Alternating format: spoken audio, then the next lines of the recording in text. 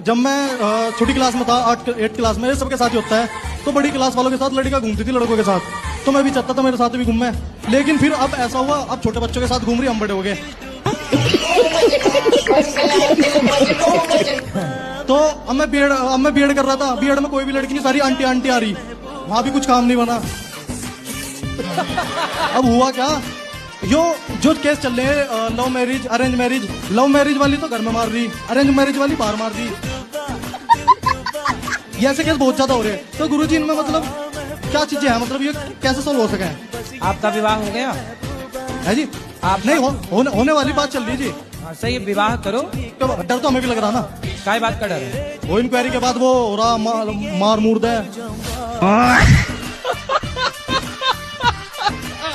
गुरुजी राधे राधे जी। आपके कोटि में चरणों में प्रणाम। गुरुजी कोटि कोटि धन्यवाद, तुम्हारे चरणों में मेरा सिर है। आपके चरणों में कोटि कोटि प्रणाम। पहले मैं बहुत अलग थी, जब से भक्ति भाव में लगी हूँ मैं बिल्कुल चेंज हो गई हूँ। तो बहुत से लोग मुझे कहते हैं कि भाई बड़ी भक्त बनी फिर रही है, बड़ी मतलब ऐसे कुछ कमेंट्स करते, तो उन्हें क्या जवाब दें? उनको बोलना कि हम भक्त बने घूम रहे हैं, तुम सूप नखा बनी घूम जाओ।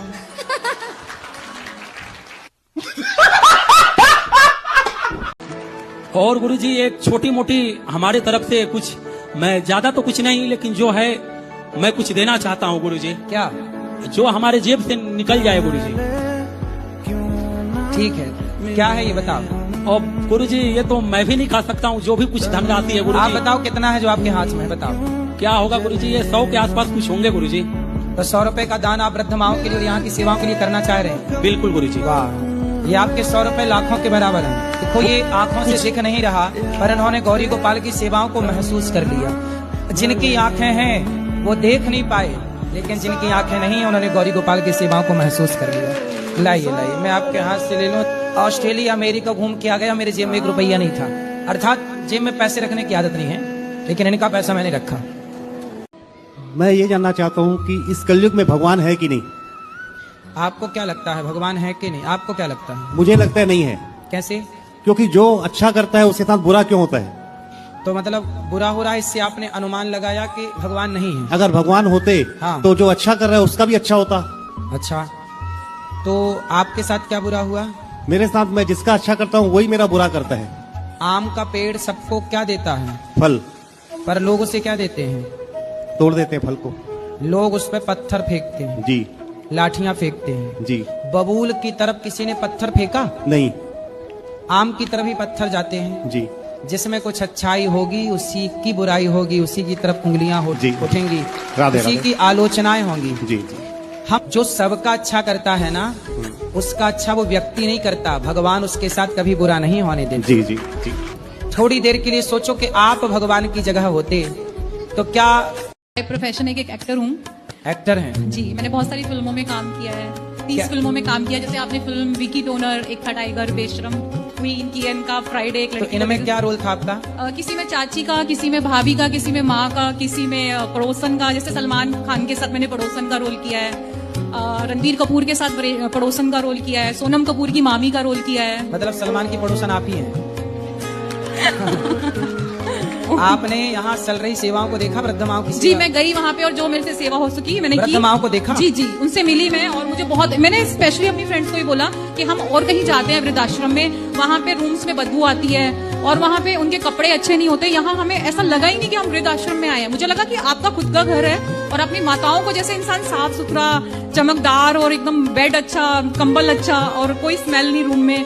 तो हम यही बैठ के सब बातें कर रहे थे कि कितना उन्होंने, इतनी छोटी सी उम्र में, मेरी जो फ्रेंड है मेरी माँ जैसी है ये, तो इन्होंने इतनी तारीफ करी और हमने सोचा। महाराज जी, जैसा कि पहले आपको टीवी वगैरह पे देखा है, तो उससे हमें भी कहीं ना कहीं यही लगता था कि हाँ होंगे महाराज जी, ऐसा है वैसा है। पर आज मुझे इस बात का रिग्रेट है कि मैंने कितने बड़े महापुरुष को कम समझ लिया। आज ये गौरी गोपाल आश्रम सिर्फ एक आश्रम नहीं है, हर उस भीगने वाले की उम्मीद है जो बारिश में भीगता है तो यहाँ आता है। हर भूखे आदमी की उम्मीद है कि वो सोचता है कहीं अन्न मिले ना मिले, गौरी गोपाल में मुझे अन्न मिलेगा। एक माँ जब दुनिया से परेशान होती है तो अपने बच्चे से कहती है, जब बच्चे से भी परेशान होती है तो वो आपसे कहती है। और गुरुजी ये सब जो भी आपकी निंदा कर रहे हैं, सब बेकार है गुरुजी, क्योंकि बराबरी नहीं कर पाए इसलिए निंदा को अपनाया है। और ये तो वो लोग हैं जिन्होंने राम को भी गलत बताया है।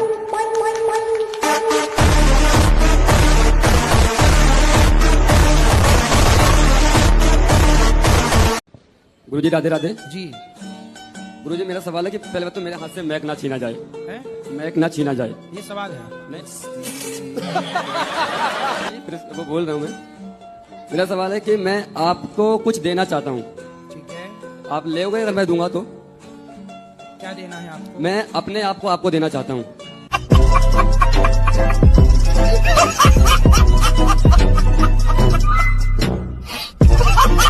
चाहती थी मैं, मतलब पढ़ाई मतलब बहुत ध्यान से करती हूँ, याद करती हूँ, लेकिन पेपर के टाइम पे सब कुछ भूल जाती हूँ। ऐसा क्यों?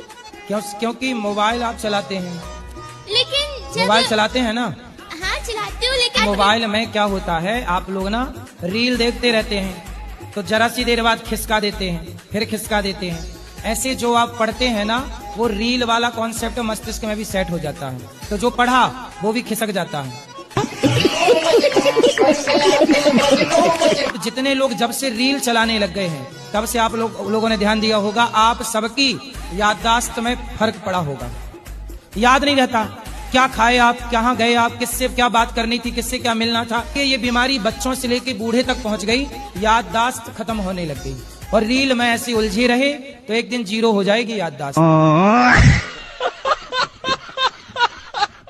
गुरुजी राधे राधे। हाँ, हम भजन गाना चाहते हैं, हमने अपने हाथ से बनाया है अभी।